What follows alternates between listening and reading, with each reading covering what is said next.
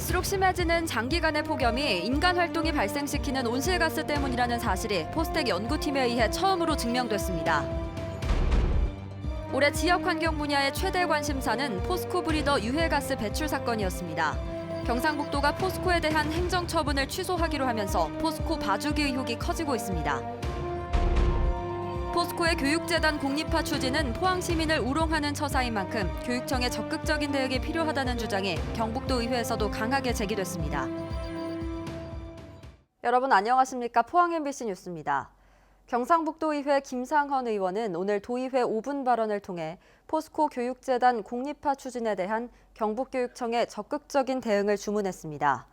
김 의원은 포항을 기반으로 성장한 포스코가 교육보국이라는 사회적 책임을 저버리고 재단 출연금을 줄이는 것은 환경 문제를 끌어안고 묵묵히 협조해온 포항 시민을 우롱하고 배신하는 비윤리적인 처사라며 교육청이 이 문제를 방관해서는 안 된다고 주장했습니다. 포스코는 교육재단 출연금을 지난 2012년 385억 원에서 올해 180억 원으로 줄인 것으로 알려졌으며 이에 따라 교육재단 산하 교육기관이 잇따라 공립으로 전환되고 있습니다. 서라벌대 교수협의회는 서라벌대에 대한 종합감사를 교육부에 거듭 촉구했습니다. 서라벌대 교수협의회는 지난 18일 교육부가 사학혁신 추진 방안을 발표하는 등 의지를 보였으나 정작 수많은 비리 의혹이 제기된 서라벌대에 대한 종합감사 요청에는 아무런 조치도 취하지 않고 있다고 지적했습니다.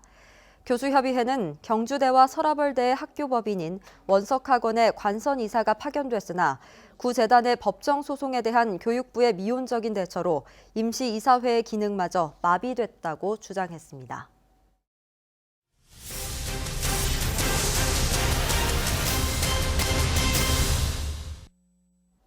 송년기획 되돌아본 2019년 두 번째 순서입니다. 올해 지역에서는 포스코의 용광로 브리더를 통한 유해가스 배출 문제가 환경 분야의 최대 관심사였는데요. 정부 차원의 조사가 이뤄지고 대책이 발표됐지만 실제로 포스코가 어떤 개선책을 약속했는지는 공개되지 않고 있고 예고됐던 행정처분은 없던 일이 됐습니다. 포스코 봐주기 의혹이 강하게 제기되면서 해가 바뀌더라도 논란은 수그러들지 않을 전망입니다. 장성훈 기자입니다. 포항제철소는 지난 5월 용광로 정비 작업 도중 비상안전밸브인 브리드를 통해 유해가스를 배출하다 적발됐고 경상북도는 조업정지 10일에 행정처분을 사전 통보했습니다. 하지만 포스코는 세계 모든 제철소들이 마찬가지 상황이라며 행정처분이 부당하다고 주장했습니다. 하지만 환경부가 민간협의체를 구성해 조사한 결과 미국과 유럽의 제철소들은 불투명도 검사와 세미클린 브리더 사용 등을 통해 유해가스 배출을 철저하게 관리하는 걸로 확인됐습니다. 이에 반해 포스코는 세미클린 브리더를 설치해놓고도 사용하지 않았고 경상북도는 법이 정한 불투명도 검사를 아예 하지 않은 사실이 드러났습니다. 특히 브리더를 통해 배출되는 미세먼지 양을 측정한 결과 법적 허용치의 100배를 넘는 것으로 추정됐고 불투명도 검사 결과 역시 법적 허용치를 크게 초과했습니다. 40% 이상이면 시커멓다고 되는데 이 정도면 이제 시커멓다면 되는 거죠.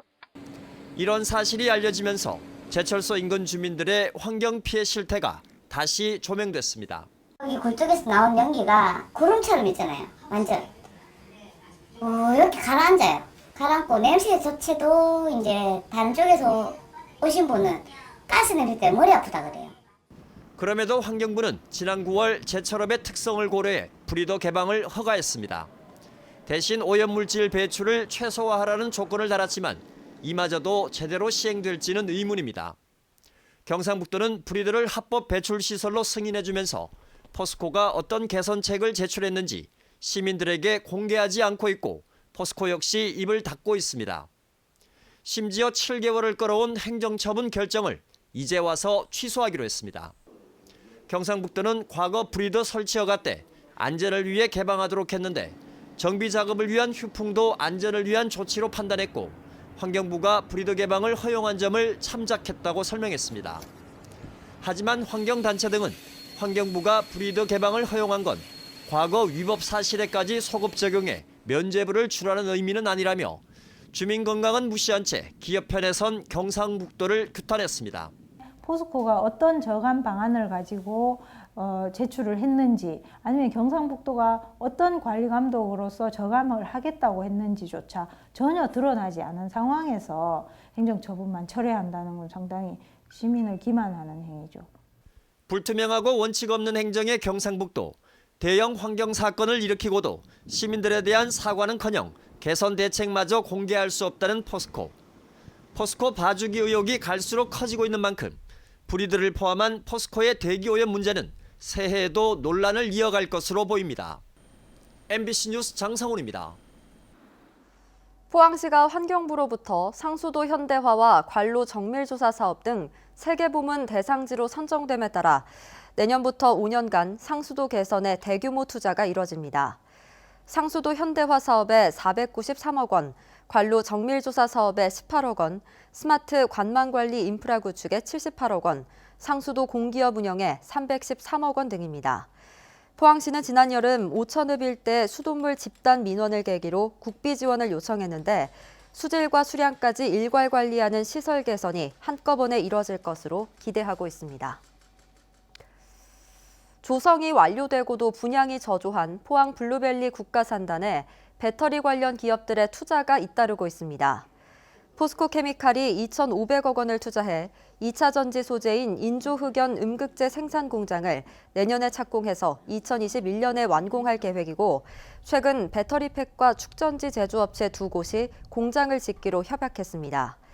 입주 예정인 기업체와 연구시설은 9곳으로 이는 블루벨리 1단계 산업시설 용지 137만 제곱미터의 10%에 해당해 분양 활성화 기대감이 높아지고 있습니다. 지난해 여름 기상 관측 이래로 가장 길었던 폭염은 국내 48명의 사망자를 낳는 등 막대한 피해를 가져왔는데요. 인간의 활동이 이렇게 긴 폭염의 원인이라는 사실이 처음으로 증명됐습니다. 박성아 기자입니다. 초록색이어야 할 이파리가 누렇게 말라붙어 있고 물속의 어류들은 흰 배를 드러낸 채 죽어 있습니다. 관측사상 최악의 여름이라고 불리는 지난해 여름의 모습입니다. 4,500명이 넘는 온열 질환자가 발생했고 48명이 숨져 연평균 피해의 4배가 넘었습니다. 환경 전문가들은 이렇게 폭염 피해가 컸던 건 무엇보다 폭염의 기간이 길었기 때문이라고 말합니다. 폭염의 피해는 그 강도도 중요하지만 그 지속 기간이 훨씬 중요합니다. 2018년에는 그 지속 기간이 이례적으로 길었고요. 그에 따라서 경제 사회적으로 아주 큰 피해를 주었습니다. 이런 현상은 갈수록 심해지고 있습니다. 실제로 1980년대에 8.21이던 평균 폭염 일수는 2010년대에 들어서면서 12.31로 1.5배 늘어났습니다. 이렇게 폭염이 길어지는 것이 인간이 발생시키는 온실가스 때문이란 사실이 최초로 증명됐습니다. 포스텍 연구팀은 고해상도 기후 모델 실험을 통해 인간의 활동으로 배출된 온실가스의 증가가 긴 폭염의 발생 확률을 10배 정도 높인다는 것을 확인했습니다. 작년에 아주 이례적으로 긴 폭염이 찾아와서 큰 피해를 주었는데 저희가 이제 온실가스 증가가 그 원인이라는 것을 찾아냈습니다. 앞으로 이제 온난화가 계속 지속되면서 이러한 그 긴 폭염이 훨씬 자주 찾아오게 될 것이고. 앞으로 온실가스를 획기적으로 줄이지 않는 이상 지금보다 더 길고 끔찍한 폭염은 더욱 자주 찾아올 수밖에 없습니다. MBC 뉴스 박성아입니다. 새해 첫 일출은 독도에서 오전 7시 26분에 가장 먼저 볼 수 있을 것으로 예상됩니다. 한국천문연구원은 내년 첫 일출은 오전 7시 26분 독도에서 가장 먼저 관측할 수 있고 울릉도 31분, 포항 호미곶은 32분에 볼 수 있다고 밝혔습니다. 또 영덕장사 7시 34분, 울진 망양정은 35분에 해돋이를 볼 수 있다고 발표했습니다. 민주노총과 위험의 외주화 금지 대책위는 오늘 포스코 일문 앞에서 위험의 외주화 뽀개기 투쟁단 전국 순회 선전 활동을 펼쳤습니다. 노조는 문재인 정부가 위험의 외주화 방지법과 중대재해 기업처벌법 제정을 공약으로 내세워 28년 만에 산업안전보건법을 개정했지만 위험의 외주화는 여전히 진행 중이고 탄력근로제 확대 등으로 노동자의 안전과 생명을 무시하고 있다고 규탄했습니다. 또 지난해 산재로 2,142명이 목숨을 잃었지만 법을 위반한 사업주는 평균 525만 원의 벌금만으로 면죄부를 받았으며 포스코의 경우 올해 산재 사망 사고를 은폐하고도 처벌을 받지 않는가 하면 산재의 책임을 노동자에게 전가하는 징계를 남발하고 있다고 주장했습니다. 주말 동안 큰 추위는 없겠습니다. 내일 아침 기온은 오늘보다 더 낮아 춥겠지만 일요일에는 낮 기온이 두 자릿수까지 오르겠습니다. 경북 동해안에는 건조특보가 발효됐습니다. 안수진 기상캐스터입니다. 오늘 겨울다운 추위를 보였습니다. 내일 아침 기온은 오늘보다 더 떨어지면서 춥겠고요. 이 낮 기온은 평년 수준에 머물겠습니다. 모레 일요일부터는 기온이 오름세를 보이겠습니다. 아침 기온도 대부분 지역이 영상권에서 출발하겠고요. 낮 최고 기온도 두 자릿수까지 치솟으면서 큰 추위 없겠습니다. 찬바람이 쌩쌩 불면서 경북 동해안으로는 대기가 무척 메말랐습니다. 이 건조주의보가 발효됐는데요. 건강관리를 위해서 수분을 수시로 섭취해 주시고요. 산불 등 각종 화재 예방에도 주의가 필요하겠습니다. 자세한 내일 날씨 알아보겠습니다. 내일 가끔 구름 많겠습니다. 아침 최저기온 영하 4도에서 영하 1도, 낮 최고기온 영상 8도에서 10도입니다. 울릉도와 독도의 하늘에도 구름 많이 지나겠습니다. 아침 최저기온 울릉도 3도, 독도 7도, 낮 최고기온 울릉도 8도, 독도 9도입니다.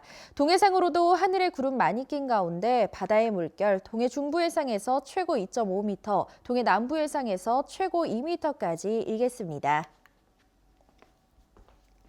당분간 기온은 평년보다 다소 높겠고요. 다음 주 수요일 오후에는 한 차례 비 예보가 들어 있습니다. 날씨였습니다. 희망 2020 나눔 캠페인에 이웃 돕기 성금을 보내주신 분들입니다.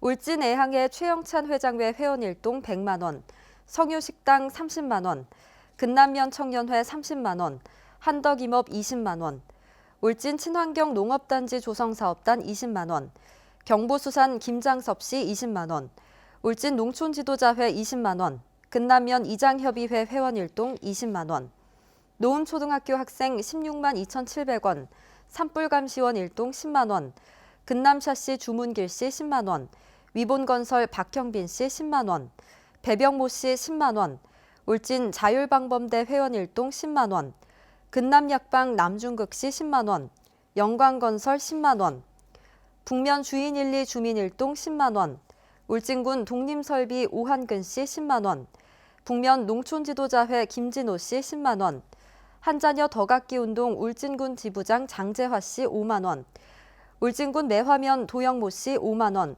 삼인정 씨 4만 원, 박정석 씨 3만 원, 전운자 씨 2만 원입니다.